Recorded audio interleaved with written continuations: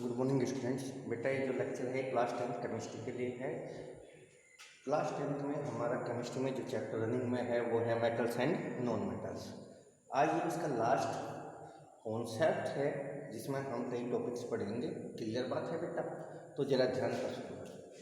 सबसे पहले जो कॉन्सेप्ट उठाया आपने या टॉपिक उठाया वो है how do metals react with non metals. कैसे मेटल्स नॉन मेटल के साथ रिएक्शन करती है, क्यों करती है, किस प्रकार करती है, करने के बाद क्या होगा, इन सब की स्टडी आज हम करेंगे। क्लियर बात है बेटा?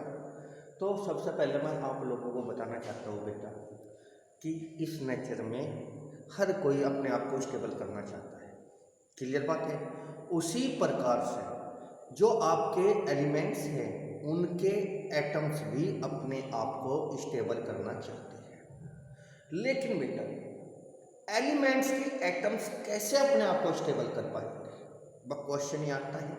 वैसे तो ये बार बार आप लोगों को बता दिया, लेकिन एक बार और सुनो ध्यान से। एक्चुअल में आपको पता किसी भी एटम, किसी भी एलिमेंट के एटम में दो चीज़ें होती है, एक न्यूक्लियस और एक उसके बाहर सेल्स। न्यूक्लियस में आपको पता प्रोटॉन और न्यूट्रॉन पाए जाते हैं, जबकि बाहर जो सेल्स होती है उनमें इलेक्ट्रॉन रिवॉल्व करते रहते हैं, घूमते रहते हैं। क्लियर है? न्यूक्लियस के बाहर कितनी सेल्स होगी जिनमें इलेक्ट्रॉन घूमते रहते हैं? वो डिपेंड करता है कि आपके एटम में कितने इलेक्ट्रॉन्स हैं, यानी कि number of sales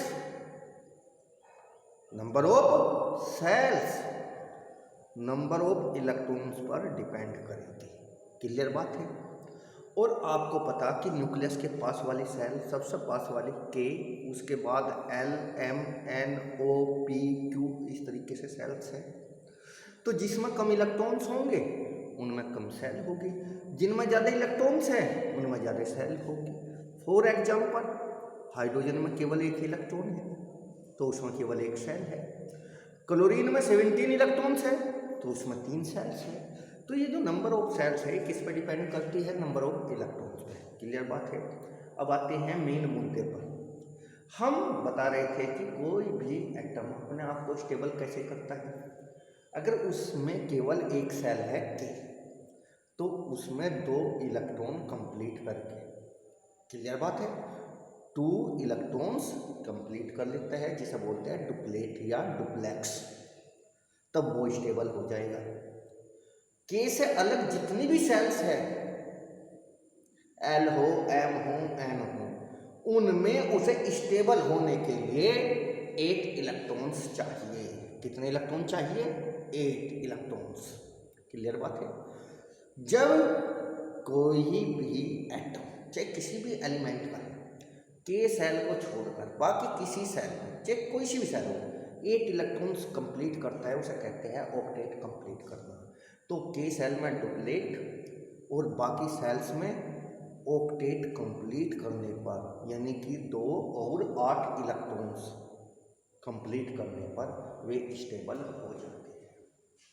to attain stability all elements need to complete their octet means 8 valence electrons और डुप्लेट 2 वैलेंस इलेक्ट्रॉन। लेकिन ये किसमें डुप्लेट किसमें पूरा करता है? के में। और अदर सेल्स में ऑक्टेट कंप्लीट करने पर वो स्टेबल होता है। क्लियर बात? अब अगला जो टॉपिक है वो है बॉन्ड। आपने कंपाउंड पढ़ी, कंपाउंड्स के अंदर मॉलिक्यूल वगैरह बहुत कुछ होता है, लेकिन मैं बार बार आपको एक चीज़ समझा रहा हूँ बेटा, मैं उसे समझिएगा। अभी आज आप आयनिक बॉन्ड की तरफ बढ़ रहे हो, क्लियर नहीं किया? अभी करो, समझ में आई बात? 4th चैप्टर में केमिस्ट्री के आप कोवलेंट बॉन्ड पढ़ोगे।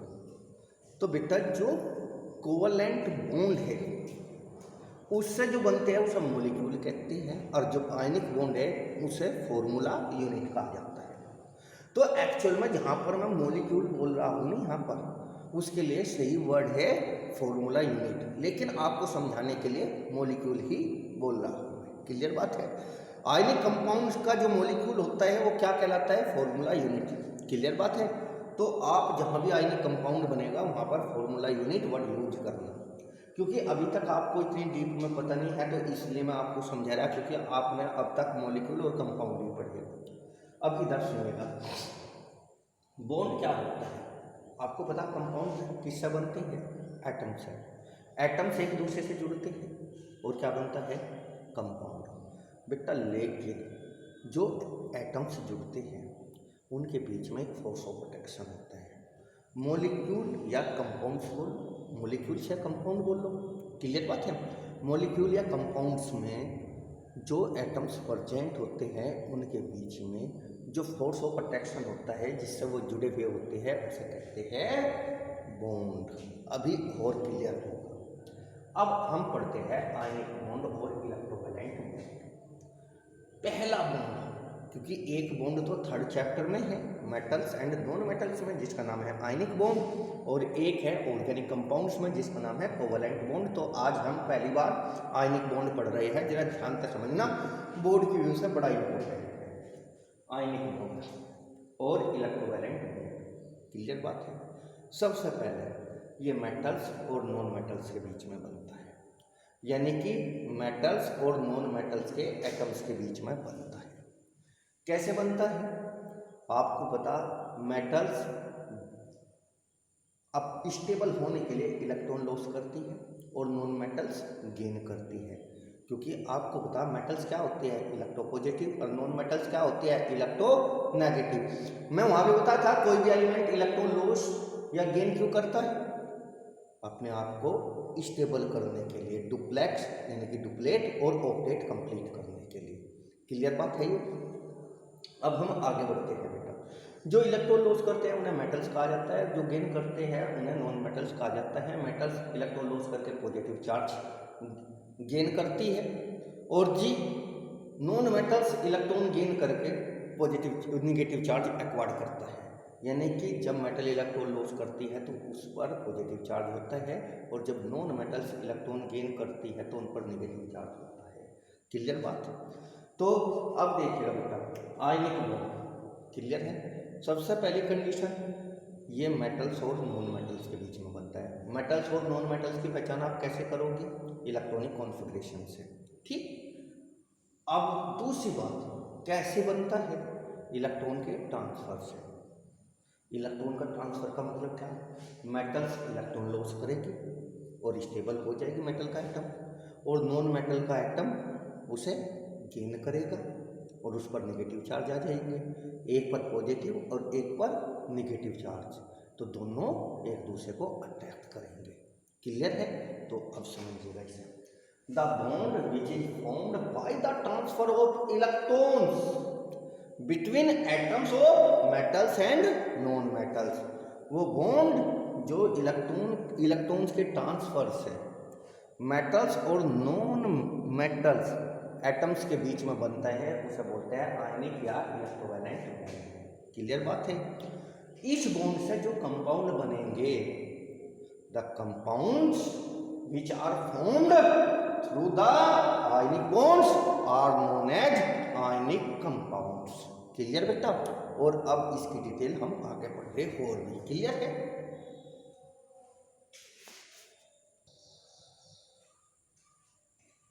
अब इधर देख बेटा एग्जाम्पल, फॉर्मेशन ऑफ NaCl। हमें NaCl बनाना।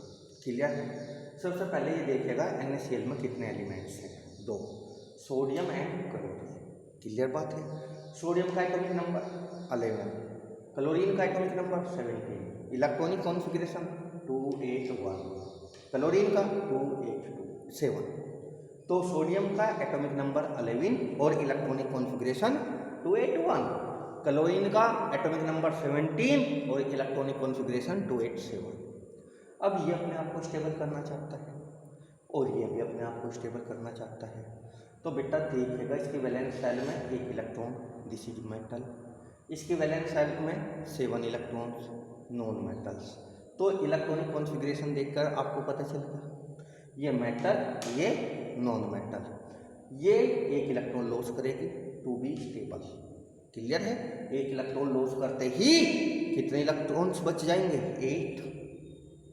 और ये एक इलेक्ट्रॉन गेन करेगी, और एक इलेक्ट्रॉन गेन करते ही क्लोरीन क्या हो जाएगी?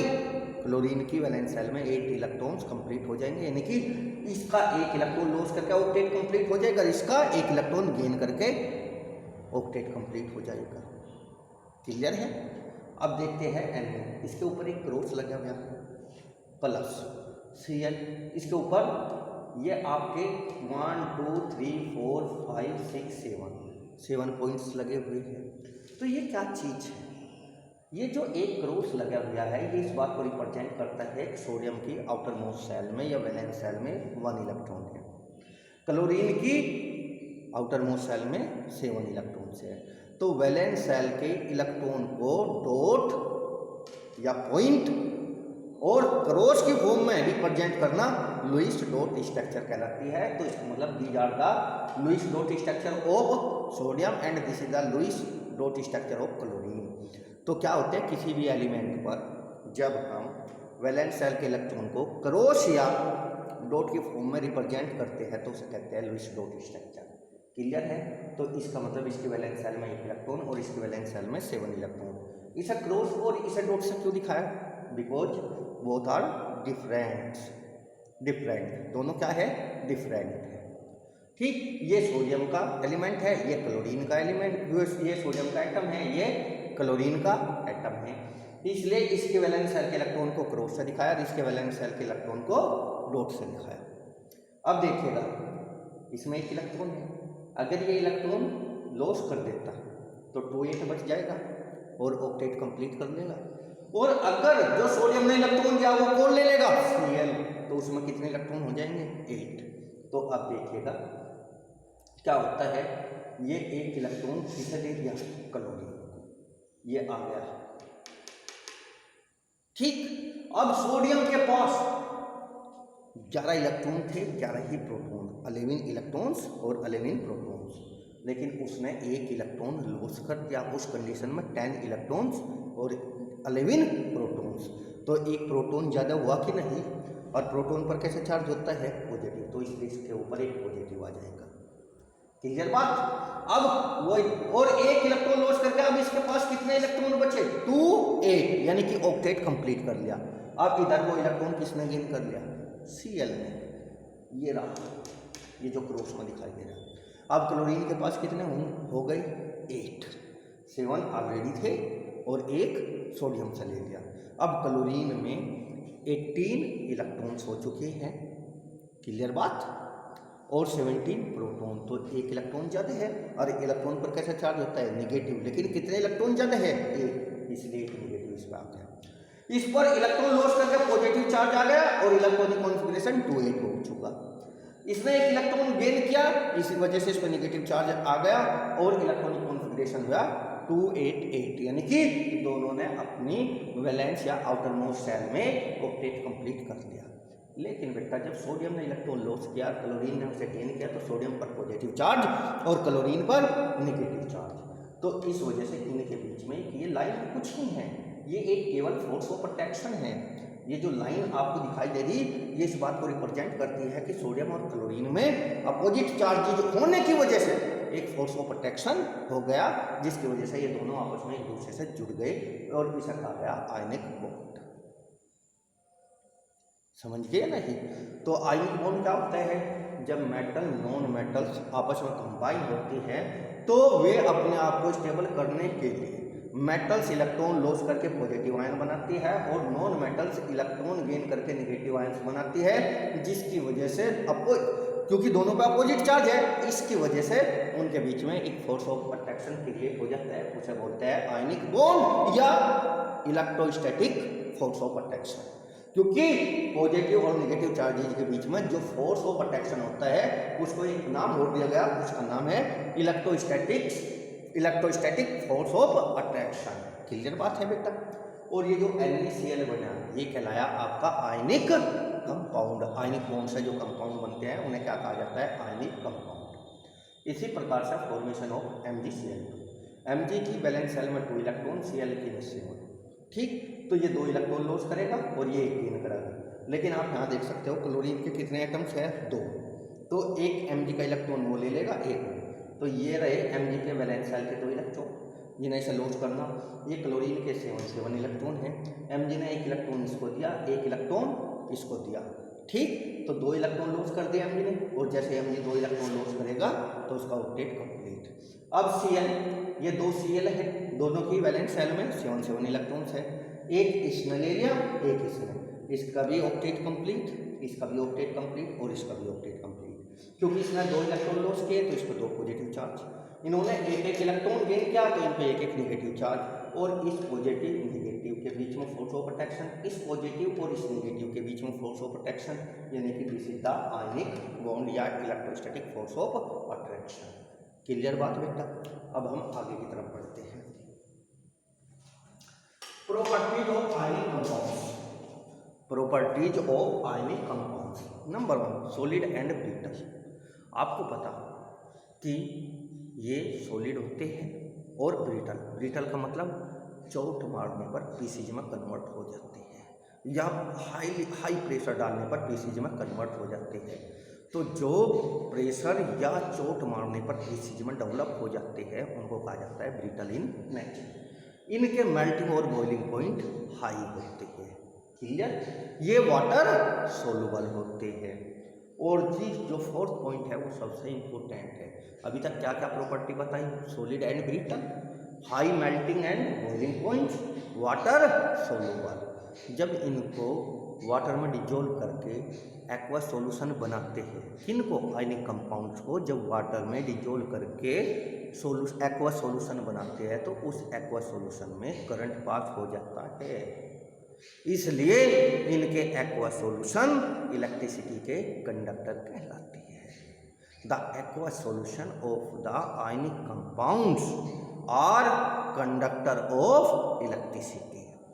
लेकिन बच्चों यहाँ पर अगर आपसे कोई पूछ ले कि आयनिक कंपाउंड्स के जो सॉल्यूशन है उनमें करंट पास क्यों हो जाता है, इलेक्ट्रिसिटी कंडक्ट क्यों हो जाती है, तो उसका आंसर है बेटा क्योंकि आयनिक कंपाउंड्स वाटर में डिजोल्व होकर आयंस में ब्रेक डाउन हो जाते हैं। आयनिक कंपाउंड्स वाटर में डिजोल्व होकर आयंस में कन्वर्ट हो जाते हैं, और ये जो आयंस होते हैं यही आपकी इलेक्ट्रिसिटी पास होने के लिए या इलेक्ट्रिसिटी के कंडक्शन के लिए रेस्पॉन्सिबल है। क्लियर बात है? तो अब आपको आप समझ गए कि आयनिक जो कंपाउंड्स है उनके सॉल्यूशन में करंट पास क्यों हो जाता है, due to the presence of ions. तो बेटा एक बात आपको यहाँ भी समझनी होगी, आयनिक कंपाउंड्स केवल आयंस एक्वा सॉल्यूशन में देते हैं, सॉलिड फॉर्म में वे आयंस की फॉर्म में प्रेजेंट नहीं रहते। इसका मतलब जितने भी आयनिक कंपाउंड्स हैं उनके एक्वा सॉल्यूशन में करंट पास हो सकता है, लेकिन सॉलिड फॉर्म में उनमें करंट पास नहीं हो सकता, क्योंकि करंट पास होने के लिए क्या चाहिए? आयंस। और आयनिक कंपाउंड आयंस कब देंगे? जब वे वाटर डिजोल्व हो जाएंगे, इसलिए सॉलिड फॉर्म में उनमें करंट पास नहीं होगा। अगर आपके पास कॉमन साल्ट यानी कि NaCl, सोडियम क्लोराइड यानी कि खाने का नमक रखा और वो सॉलिड फॉर्म में है तो उसमें करंट पास नहीं होगा, क्योंकि सॉलिड फॉर्म में वे आयंस में कन्वर्ट ही नहीं होंगे।